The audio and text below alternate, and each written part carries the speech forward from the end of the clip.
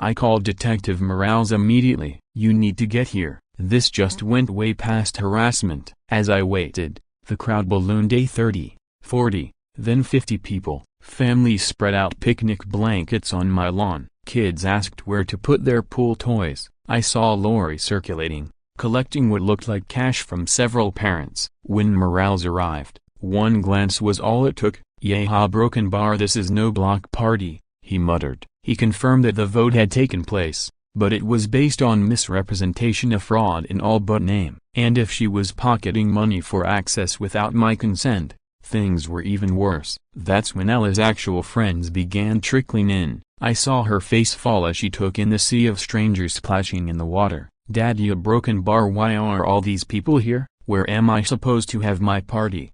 she whispered. I hugged her and told her I'd fix it, though I had no idea how. I started filming everything at the money changing hands, the paperwork, the takeover. Some parents caught on and left quietly, but others stayed, unwilling to disappoint their kids. I was stuck. Hey, I couldn't exactly kick out families with children without becoming the villain in the story Lori was already spinning. She, meanwhile, was in her element, playing the role of benevolent organizer. When Morales questioned her, she went full victim mode, claiming she was only trying to make swimming safe for local kids. If I didn't like child safety initiatives, maybe I shouldn't live here. She could pivot from aggressor to martyr faster than a politician in a scandal. But I also noticed something that gave me a sliver of hope. Her daughter, Olivia, looked embarrassed, glancing at Ella sitting alone on the back steps. Eventually, Olivia went over and whispered, "Sorry, my mom is being weird. She gets like this when she wants something." Even a 10-year-old could see how wrong this was. By the time the last uninvited guest left,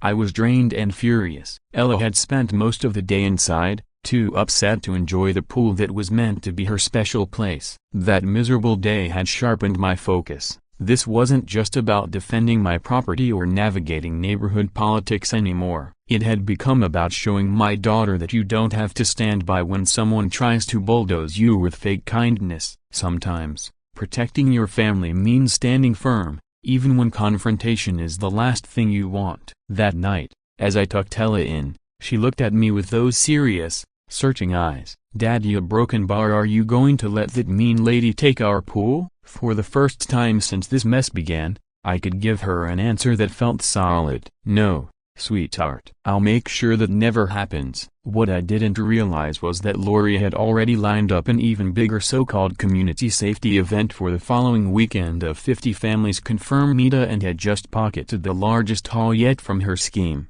with zero plans to return a dime. You know what happens when a conflict-avoiding single dad finally hits his limit. He stops defending and starts plotting. The morning after my daughter's birthday was hijacked, I pulled together a small but determined team, and not lawyers or consultants, just people who cared about what was right. Harriet, with her meticulous accountant's brain; Detective Morales, with his experience in law enforcement; and me, newly committed to doing whatever it took to protect my family. We met at Harriet's kitchen table while the kids played outside. For the first time in months, I didn't feel like I was fighting this alone. "All right," Harriet said, flipping open a legal pad like she was preparing for a corporate takedown. "Let's figure out how to beat her at her own game." Morales explained that while Lori's stunt with the neighborhood meeting wasn't strictly illegal without proof of intentional fraud, the money collection was a different matter. Charging for access to property you don't own, that's theft by deception, provided it's documented properly. Then Harriet dropped the game changer. Earlier in the week, Ella had overheard Lori telling another child about a massive pool party planned for the coming weekend. 50 families, $20 per person, 3 people per family on average. I did the quick math, about $3,000 in money Lori intended to swindle using my pool as bait. That's when my teacher brain kicked in, and not for the math, but for the strategy. "What if we let her walk straight into her own trap?" I suggested. At first, Harriet and Morales looked at me like I'd lost it, but I laid it out. If we made it impossible for her to deliver, she'd be exposed in front of all those families who had already paid. The answer came from a conversation I'd had with the pool service company weeks earlier. They'd mentioned the pool was overdue for a deep clean and chemical reset. It was a process that required draining it completely, scrubbing, and refilling. The whole thing took about 8 hours to drain overnight, clean in the morning, refill in the afternoon, which, conveniently, meant it would be unusable for her Saturday scam. I called the pool company and booked them for Friday night. They assured me the water would be gone by morning. When Lori saw the maintenance truck pull up, she practically sprinted over. "What's going on?" she barked. I kept my tone calm. "Routine maintenance, safety requirements, you know how it is." The panic that flashed across her face was worth every ounce of stress she'd caused me. She demanded I cancel, threatened to call the police, even offered to pay for the work herself if I'd just push it back. "It's my pool, Lori," I told her, savoring the words. "My property, my choice." She didn't quit. For the next hour, she was glued to her phone, clearly trying to cobble together a backup plan. I caught bits of her conversations to talk of venue changes, weather delays, and community pool complications. She was scrambling hard. At one point, she even tried to slip the maintenance crew a bribe to stop. They politely declined, shooting me the kind of look that said they'd seen their share of crazy, but this was a new level. Morales stopped by later to check in. I showed him the legitimate work order and permits. "All perfectly legal," he confirmed, glancing toward Lori's house where she paced her living room, still making calls. "I have a feeling tomorrow's going to be interesting," he said. Harriet arrived not long after with coffee and a lawn chair, settling in like she was front row at the best show in the neighborhood. Harriet leaned back in her chair, watching the waterline sink lower and lower. "I haven't seen someone get what's coming to them this completely since my ex tried to stash money during our divorce," she remarked with a satisfied smirk. As the hours passed and the pool emptied, a strange calm settled over me. For the first time since Lori Blake had bulldozed her way into my life, I was steering the ship. I wasn't scrambling to counter her moves anymore. I was making my own. Finally, I was defending my daughter the way I should have from the very start. Ella wandered outside before bed to check on the progress. When her eyes landed on the nearly empty pool, she looked up at me with amazement. "Daddy, a broken bar. You're really not going to let the mean lady use our pool, are you?" "No, sweetheart," I said firmly. "I'm not." But my little victory buzz dimmed when I spotted Lori at her bedroom window, phone to her ear, framed against the lamplight. The way she stood, tense shoulders, sharp gestures, pacing, told me this wasn't just frantic damage control. She was plotting, calling in favors, or threatening someone. And I had no clue what her endgame was going to be. By midnight, the pool was bone dry. I stared at the bare concrete bottom, imagining Lori's grand event crashing into this empty space. The thought made me smile until she lifted her phone again and dialed with the kind of focus that said this call matters. Saturday morning at 9 o'clock sharp, I stood at my kitchen window, coffee in hand, ready for the show. Lori arrived like a general leading a parade,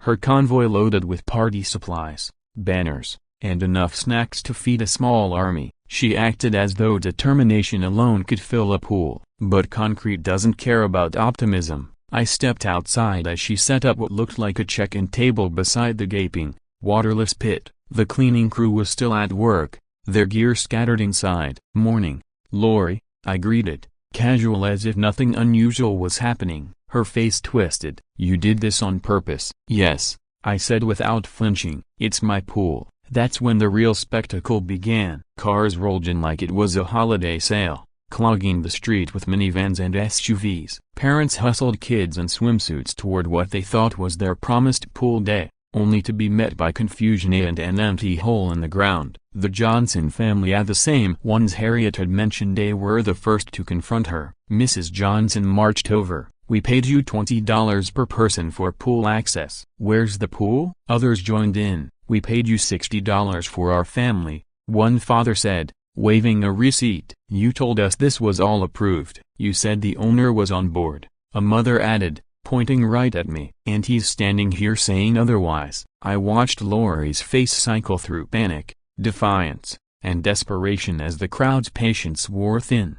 Then she switched tactics, playing the victim. "This man sabotaged a community safety event," she cried, tears streaming. "He drained his pool to hurt children and destroy something meant to bring us together." The crowd was unconvinced, and then someone called the police. When Detective Morales pulled up, I almost laughed. He took in the scene: angry families, a shouting woman, an empty pool, and I could tell he was fighting a grin. "Ma'am," he said in his most official tone, "I need you to calm down and tell me exactly what's going on." And then Lori made her fatal mistake. "Officer, this man deliberately sabotaged my community event," she announced, pointing straight at me. "He drained his pool just to spite me. I want him arrested for destruction of community property and interfering with a neighborhood program." Morales looked at her, then he looked at me, and I knew this was the turning point. Morales glanced at me, then fixed his gaze back on Lori. "Ma'am, are you seriously claiming you have legal rights to this man's private pool?" "It was approved by the community,"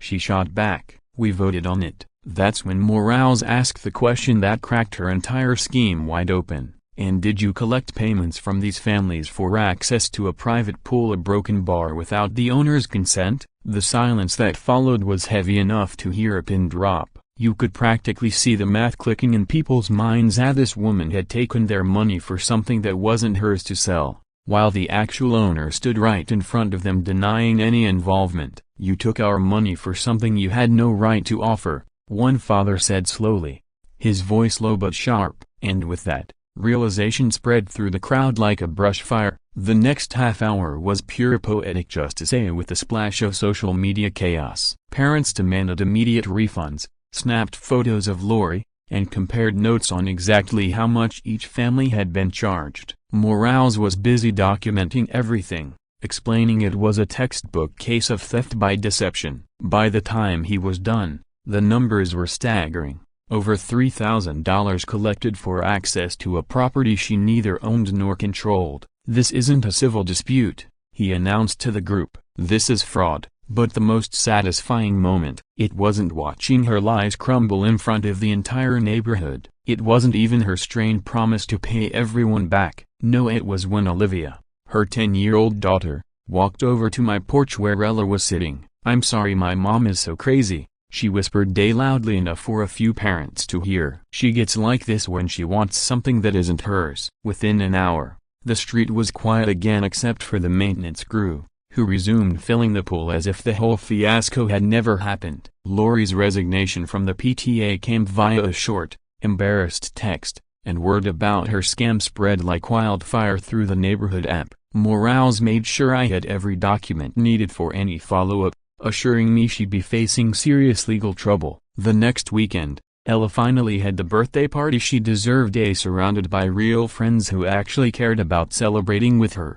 not just about using our pool. Watching her laugh and splash in the water, I realized something. Kindness doesn't mean letting people walk all over you. Avoiding confrontation doesn't make conflict disappear, and only pushes it down the road until it gets worse. Protecting your family sometimes means accepting that not everyone will approve, and that's more than okay. 3 months later, Lori quietly relocated to another neighborhood. Harriet told me she tried joining the PTA at her new school, but somehow, her creative fundraising reputation got there before she did. As for us, life went back to normal. Ella and I still enjoy the pool.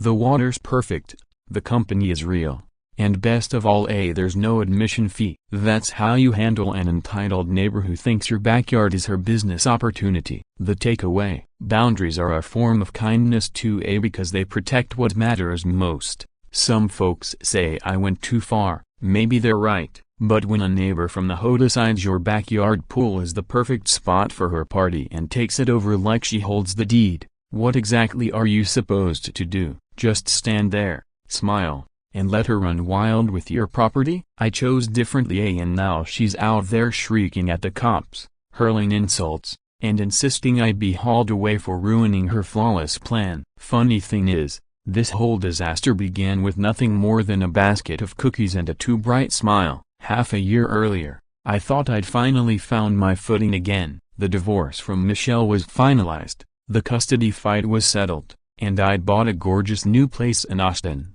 My favorite feature, the sparkling pool out back, had the one thing I wanted most for my 9-year-old daughter, Ella. Every other weekend she stayed with me, and I wanted to give her a space that said, "Hey kiddo, life changed, but you and I are going to make some amazing memories here." That pool was supposed to be our happy place, our reset button. I had no clue it would turn into a war zone. It all started on a sunny Saturday while I was out skimming leaves from the water and Ella was practicing cannonballs. The doorbell rang. At the front door stood a perfectly polished woman in her early 40s, clutching a basket of homemade cookies and flashing a smile bright enough to light half of Texas. "Hi, I'm Lori Blake, PTA president down the street. Just wanted to welcome you to the neighborhood," she said, reaching out to shake my hand. Only later did I realize she wasn't really looking at me. Her gaze kept flicking past my shoulder, cataloging whatever she could see inside. I invited her in,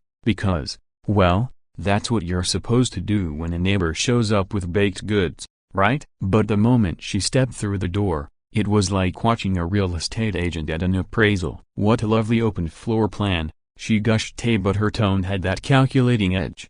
Then she spotted the backyard through the windows. "Is that a pool I see?" She asked to use the bathroom, and I said sure, not realizing she somehow took the scenic route back, managing to stroll through most of the first floor while commenting on each room like she was on a guided tour. When she reached the kitchen window overlooking the pool, she leaned in, face practically pressed to the glass. "My goodness, what a wonderful community space, perfect for neighborhood gatherings." The way she said community space sent a small jolt of unease through me, but I brushed it off. She seemed nice enough, and Michelle always said I needed to be more social. I offered a vague, non-committal, "Well, it's really just for Ella and me right now." Her smile somehow got even wider, and she launched into a speech about the joys of sharing blessings and organizing events to bring neighbors together, all while stealing glances at the pool like she was already mapping out a seating chart. Ella, meanwhile, had been hiding behind my leg,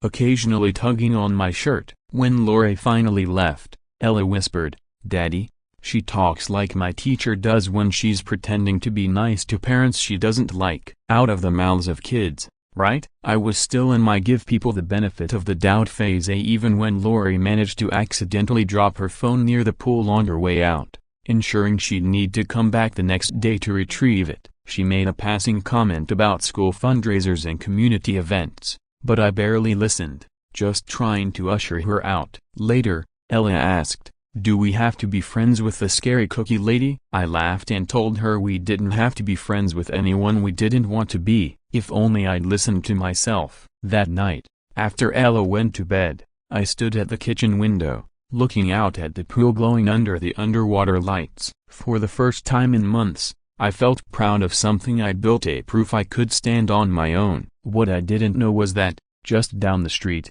Lori Blake was sitting at her kitchen table making lists, phone numbers, dates, names of neighbors who might be interested in community pool activities. And the cookies? They were store-bought. I found the grocery bakery price stickers under the basket the next morning. That should have been my first warning, but I still believed that politeness and cooperation could shield me from trouble. I didn't yet realize that, in the wrong hands, politeness can be a weapon, and Lori Blake was about to arm herself to the teeth. She had already marked me as the perfect target for a plan that would play out with military precision, and I was walking straight into it. If you thought her first visit was the end of it, think again. That was just the opening move.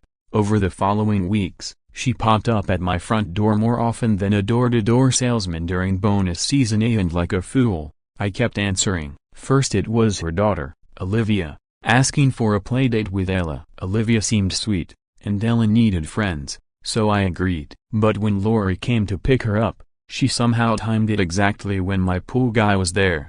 She spent 20 minutes interrogating him about filtration systems, chemical balances, and cleaning schedules. I figured she might be thinking of getting her own pool serviced. Looking back, it was clear she was gathering intel, the kind of reconnaissance you do when you're planning an invasion. Even my pool guy, after she left, shook his head and said, "That lady." So my pool guy was the first to point it out. After Lori left one day, he shook his head and said, "That lady sure knows a lot of technical details for someone without a pool." He wasn't wrong. From there, the visits multiplied, borrowing sugar, delivering important neighborhood updates that somehow took 15 minutes to explain while she subtly angled her body toward the backyard, stopping by to check in because I looked stressed and she wanted to make sure I was settling in all right. Each visit stretched longer than the last, and every conversation seemed to circle back to my pool. "It must be so much work to maintain on your own," she'd say with a sympathetic tilt of her head. "Have you ever thought about hosting community swim programs? They're all the rage in other neighborhoods." "There's something worse than an overstaying guest. It's an overstaying guest you're too timid to stand up to." Soon, I was slipping out of my own house when I saw her coming down the street, crouching by the blinds like some paranoid fugitive until the coast was clear. Ella started to notice. "Daddy, why do you hide when Olivia's mom comes over?"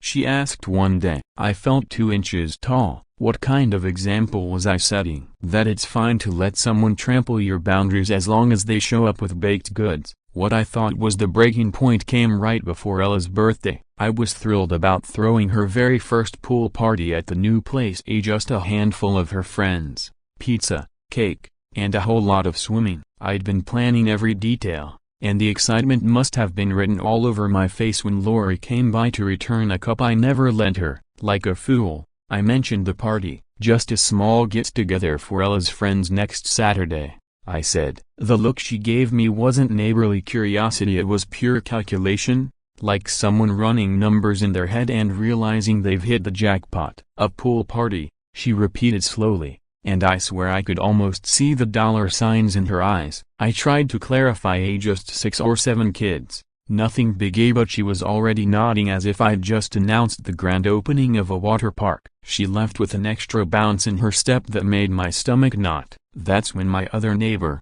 Harriet Wong, decided to step in. Harriet lived 2 houses down and had clearly been keeping an eye on the situation. She caught me at the trash cans the next morning. "Look," she said in that blunt, accountant sort of way, "I don't mean to meddle, but that Lori woman has been asking too many questions about your schedule. When you're home, when you're at work, when you have Ella. That's not casual neighbor talk." Harriet told me about the Johnson family across the street. Lori had helped with their garage sale last year, and somehow, a good chunk of their valuables vanished. She claimed they must have been stolen by random visitors. The Johnsons moved 3 months later. "She does this every year," Harriet warned, glancing around like Lori might pop out from behind a bush, finds someone new, someone agreeable, and slowly takes over part of their property or their life. Year before last, she convinced the Martinez family to let her use their driveway for a bake sale, collected all the money, never showed them the accounts. By then my stomach had dropped. Harriet said Lori had been telling people she was looking for a venue for her annual PTA appreciation event, something about needing a pool for a community wellness program. That night, when I stood at the kitchen window, I didn't feel proud like before. I felt hunted. All those chats, questions, friendly visits, none of it was about being neighborly. She'd been studying me, learning my weak spots, figuring out how to get exactly what she wanted. And what she wanted was my pool. Worse, I'd been feeding her every piece of intel she needed, wrapped in politeness. Every vague "we'll see," every failure to say no, all of it was ammunition she could now use against me. Ella wandered in, caught my expression, and hugged my leg. "Daddy, you look sad. Did the scary cookie lady do something bad?" Kids see straight through people. Then she asked, "Why does Olivia's mom try so hard to look happy when she's really sad inside?" And just like that, my 9-year-old nailed the truth I'd been circling for weeks. Lori wasn't happy. She was desperate. And desperate people don't play fair. While I was worrying about the information I'd already given away, Lori was busy making another list, one I couldn't have imagined, and one that would flip this whole situation on its head. Here's the thing about real manipulation, it's not some cartoon villain twirling a mustache. It's a perfectly composed woman showing up with a tablet and printed handouts, looking like she's about to deliver a keynote speech on community wellness. That's exactly how she arrived the following Thursday, dressed for a board meeting, clutching a leather portfolio, smiling like a politician about to raise taxes. "Chris, I'm so glad I caught you," she said, sweeping past me without waiting for an invitation. "I've put together information about a wonderful opportunity for our community," she went on, setting up her charts and statistics about drowning prevention across my coffee table like she was hosting a professional seminar. I just stood there, watching her turn my living room into her personal conference room, wondering how in the world I'd let things get this far. Lori began by announcing she had taken the liberty of researching community pool programs from other neighborhoods, and according to her, the results were nothing short of inspiring. What followed was a 30-minute marathon sales pitch. She rattled off safety statistics, stressed the importance of supervised swimming, and highlighted how private pool sharing initiatives were supposedly sweeping suburban communities. She had graphs showing reduced accident rates, glowing testimonials from other areas, and heart-tugging stories about homeowners who had generously opened their pools for wellness programs. And she didn't miss the opportunity to play the sympathy card. More than once, she reminded me she was a single mother, trying to give her daughter the same experiences kids from top-parent households enjoyed. At one point, she even teared up. Then came the twist. She just happened to discover that Ella's birthday fell on the exact weekend she wanted to host her own community appreciation event. She acted surprised, but it was obvious she'd known all along. "What a coincidence," she exclaimed, eyes lighting up. "We could combine them." Ella would be the guest of honor at a neighborhood celebration. The way she said "little birthday gathering" made my blood pressure spike. This was my daughter's day, not an accessory to her master plan. I tried to explain that I'd planned an intimate afternoon for Ella and her closest friends, that we needed family time, and that I wasn't comfortable turning my home into a public venue. But Lori was ready for every objection. "Privacy concerns?" she countered with liability insurance. "Wear and tear on the pool?" She suggested a maintenance fund. "Uncomfortable with strangers in my yard?" She promised every attendee would be a vetted community member and that she'd personally supervise the whole thing. Then her tone shifted. For the first time, the sugary coating slipped, and I caught a glimpse of the steel underneath. "I really hope we can work together on this, Chris," she said, her voice suddenly cool. "Some neighbors have expressed concerns about pool safety in the area. Unsupervised pools can be a liability, especially with children around. It would be unfortunate if someone had to file a formal complaint with the HOA." The message was clear: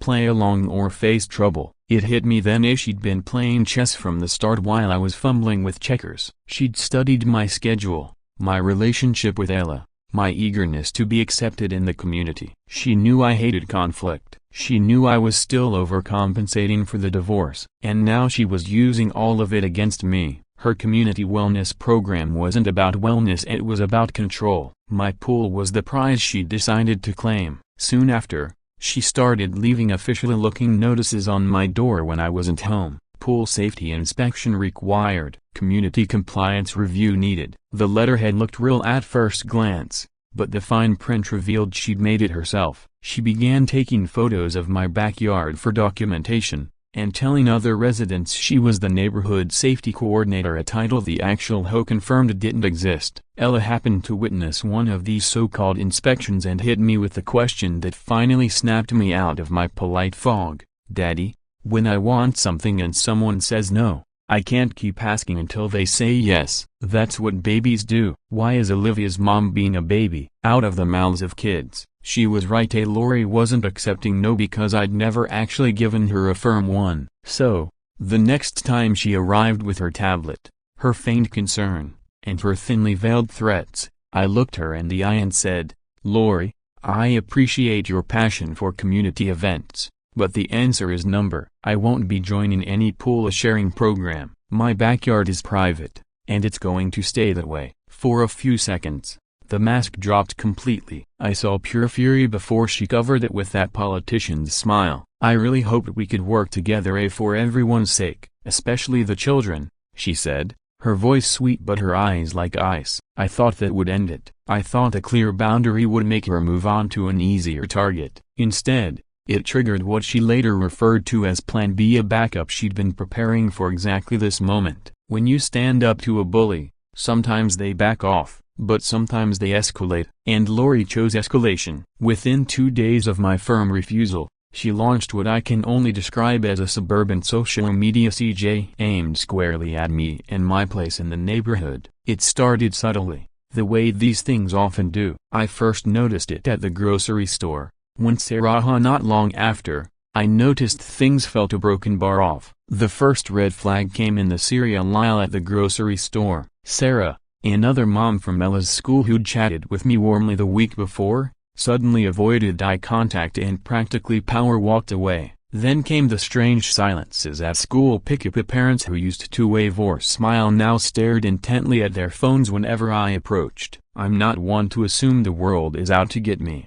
But when several people treat you like you are contagious, you start asking questions. The answer came courtesy of Harriet. She spotted me standing alone at Ella's soccer practice, away from the usual parent huddle, and pulled me aside. You should know what people are saying, she warned, her face tight with concern. Turns out Lori had been working the PTA network like a political campaign, portraying me as the selfish newcomer who refused to support neighborhood kids and ignored important safety programs. She'd managed to spin my decision to keep our backyard private into proof that I didn't care about children's safety at all. She wasn't just gossiping, she'd launched a full-on siege. And she did it in the most maddening way possible, through an endless stream of petty, technically legal complaints. Every time my pool's filter hummed to life, she filed a noise violation, even though it only ran during daylight hours. She reported my fence as being out of compliance despite it being well within regulations. She even claimed my pool was dangerously accessible,